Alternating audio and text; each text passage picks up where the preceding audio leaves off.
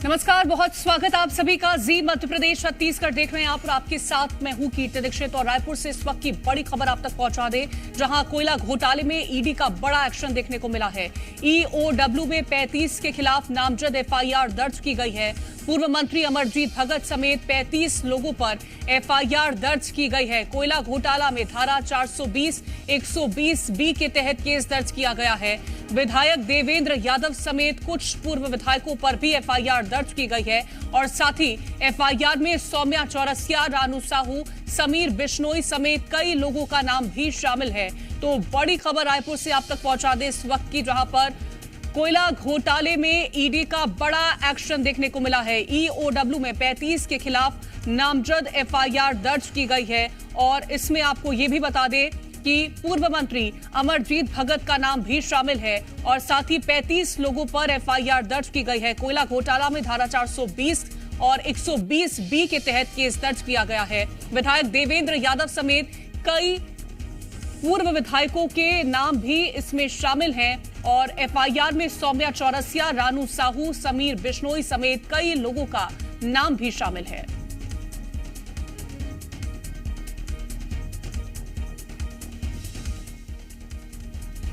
और खबर रायपुर से, जहां ईडी की एफआईआर के बाद सियासी तूफान देखने को मिला है। एफआईआर पर पूर्व सीएम भूपेश बघेल का बयान भी सामने आया। प्रदेश के नेताओं को बदनाम करने की साजिश हो रही है। लोकसभा के चलते बीजेपी की नई साजिश है और हम इसके खिलाफ मिलकर लड़ाई लड़ेंगे।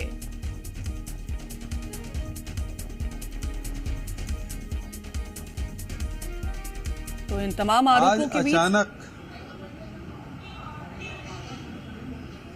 ईडी के आवेदन पर एसीबी ने केस रजिस्टर्ड किया है और सारे हमारे नेताओं के नाम उसमें लिखा गया है।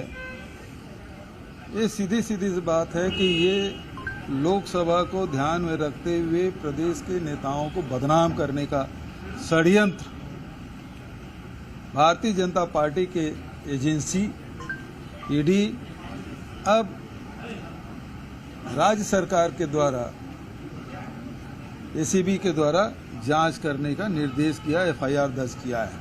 आज अचानक और छत्तीसगढ़ में ईडी की एफआईआर पर सियासत शुरू हो गई है। एफआईआर पर पूर्व गृह मंत्री ताम्रध्वज साहू का बयान भी सामने आया। ये बदले की कार्रवाई है, लोकसभा चुनाव में इससे कोई फर्क नहीं पड़ेगा। तो ये बयान सामने आया है पूर्व गृह मंत्री ताम्रध्वज साहू की तरफ से, जहां उन्होंने कहा कि ये बदले की कार्रवाई है और लोकसभा चुनाव में इससे कोई फर्क नहीं पड़ने वाला है।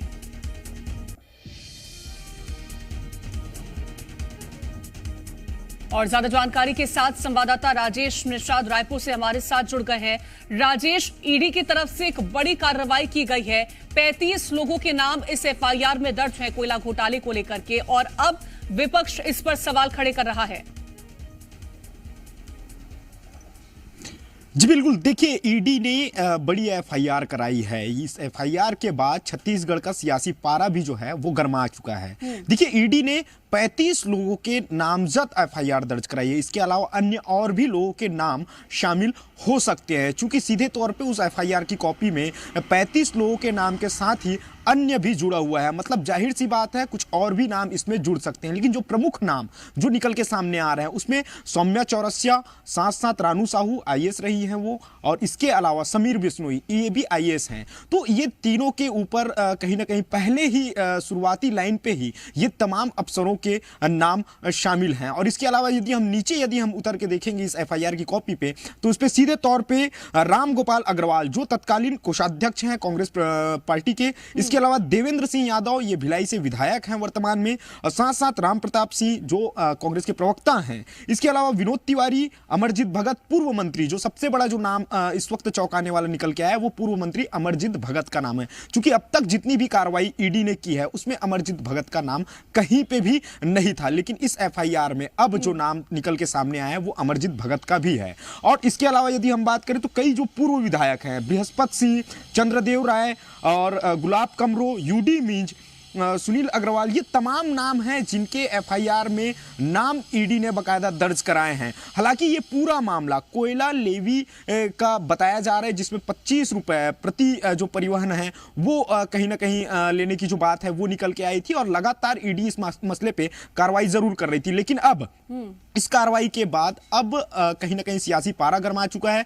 पूर्व मुख्यमंत्री हैं भूपेश बघेल, वो सीधे तौर पे आरोप लगाते हुए नजर आ रहे हैं कि ये बदले की कार्रवाई है। गृह मंत्री, पूर्व गृह मंत्री ताम्रध्वज साहू भी यही बयान देते हुए नजर आ रहे हैं कि बदले की कार्रवाई है। लोकसभा चुनाव नजदीक आ रहा है, तो ऐसे में कहीं ना कहीं कांग्रेस के तमाम जो लीडर हैं, शीर्ष पंक्ति के जो लीडर हैं, उनको बदनाम करने की जो कोशिश है वो की जा रही है। फिलहाल आगे क्या कार्रवाई होगी ये देखने वाली बात होगी, लेकिन इसके साथ साथ सूत्र ये भी बता रहे हैं कि कुछ और भी मंत्रियों के नाम एफआईआर में शामिल हो सकते हैं। देखिए, अभी हमारे पास जी मीडिया के पास जो एक्सक्लूसिव जो एफआईआर की कॉपी है वो यही है कि 35 लोगों के नाम नामजद है। लेकिन एक और एफआईआर होने की जो खबर है वो निकल के आ रही है, जो शराब से जुड़ा हुआ मामला है, जिसमें कयास ये भी लगाए जा रहे हैं एक दो और पूर्व मंत्री हैं, उनके नाम से भी एफआईआर दर्ज हुए हैं। हालांकि ये पुख्ता हमारे पास ऐसा कोई डॉक्यूमेंट्स नहीं है, लेकिन सूत्र इस बात का जरूर हवाला दे रहे हैं कि और भी नेताओं के नाम से शराब घोटाले को लेकर के एफआईआर ईडी ने एसीबी में दर्ज कराई है। जी, जिस तरह से राजेश, विपक्ष का कहना है कि लोकसभा चुनाव से पहले ये छवि खराब करने की कोशिश है,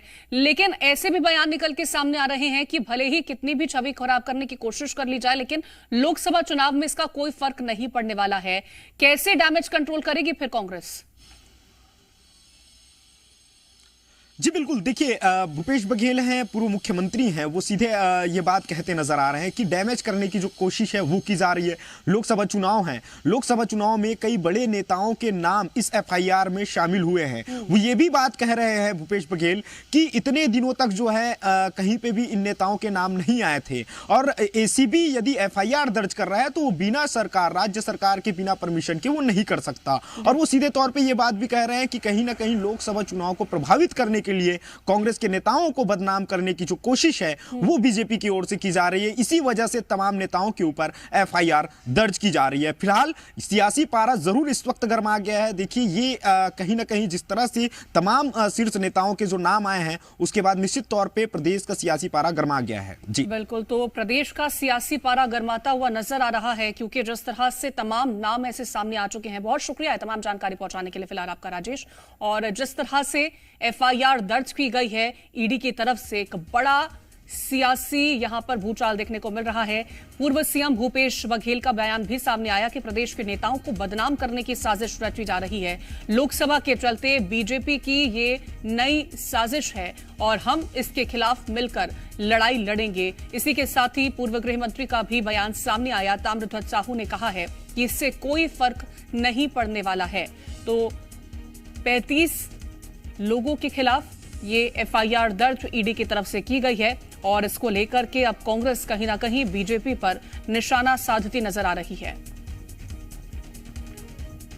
और हमारे साथ संजय श्रीवास्तव जी जुड़ गए हैं, प्रवक्ता हैं बीजेपी के। बहुत स्वागत है संजय श्रीवास्तव जी आपका। 35 लोगों पर ईओडब्ल्यू में एफआईआर दर्ज हुई है, और कांग्रेस कह रही है कि ये लोकसभा चुनाव में उनकी छवि खराब करने के लिए आपका एक उठाया हुआ कदम है। देखिए, मुझे ऐसा लगता है कि कांग्रेस को न तो लोकतंत्र पर विश्वास है, न कानून व्यवस्था पर विश्वास है। इनके लिए जितने अपराधी और इस तरह के जो लोग हैं, डकैत लोग हैं, इनके लिए सब भाईचारे के बराबर के लोग हैं। देखिए, कार्रवाइयां यदि जो संस्थाएं करती हैं, वो व्यवस्था के अंतर्गत करती हैं, कहीं न कहीं कुछ इनपुट रहते हैं, उसके आधार पर वो काम करते हैं। और यदि उसमें अविश्वास है तो आपके पास में फोरम है, न्यायालय है। 26 जनवरी है, संविधान दिवस है। संविधान के ऊपर में जो व्यवस्थाएं बनी है उस पर विश्वास तो करिए। आपके लिए ईओडब्ल्यू, एसीबी सब ठीक था जब आप कार्रवाई करवाते थे। आप यदि पाक साफ है तो आपके खिलाफ में कोई कुछ नहीं कर सकता। ऐसे कई एसीबी और ईओडब्ल्यू चलते रहते केस। लेकिन आपके मन में यदि है कुछ विषय है, गड़बड़ है, तो जांच तो होनी चाहिए। मुझे लगता है कि जो भी संस्थाएं, जो भी विषय इस तरह के बनते हैं, उसमें कहने का इनपुट रहता है। और घपलों के मामले में भूपेश बघेल की सरकार फेमस है, पूरे वर्ल्ड में फेमस हो चुकी है। किस तरीके से घपला किया जाता है, चाहे शराब का हो, चाहे कोयले का हो, ये तो सिद्ध हो चुका है ईडी के मामले में।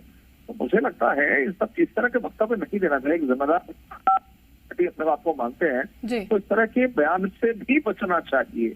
और देखेंगे करेंगे। देखा आपने विधानसभा में, आप विधानसभा में बाहर कैसे हुए? केवल भ्रष्टाचार के कारण आप बाहर चले गए, क्योंकि हर जगह पर भ्रष्टाचार था। अब परतें खुल रही है, सामने आ रही है, तो निश्चित रूप से कार्रवाई होगी। ठीक है, लेकिन विपक्ष कहीं ना कहीं बार बार इस पर सवाल जरूर खड़ा करता हुआ नजर आया था। अगर विधानसभा चुनाव से पहले भी जिस तरह से हमने देखा था कि महादेव ऐप को लेकर के भी कहीं ना कहीं सवाल खड़े किए गए थे, और एक बार फिर से अब ये सवाल खड़े हो रहे हैं। फिलहाल बहुत शुक्रिया है आपका हमारे साथ इस चर्चा में जुड़ने के लिए।